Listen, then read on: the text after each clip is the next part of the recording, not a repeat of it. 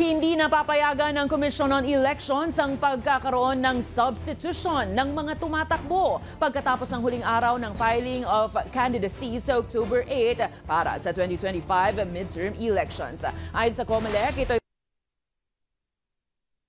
isa pinal ang listahan ng mga kandidato sa pagtatapos ng taon. Dagdag pa ng komisyon, may iwasan din ang pagkagahol ng ahensya sa oras lalo na sa pag-imprenta ng mga balota.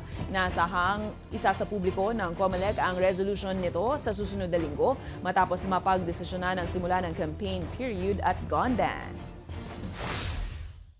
Pumayag ang ating Commission NBank sa naging proposal ng inyong lingkod na wala ng substitution after ng last day ng filing ng candidacy, which is October 8, kung ang ground ay withdrawal of candidacy.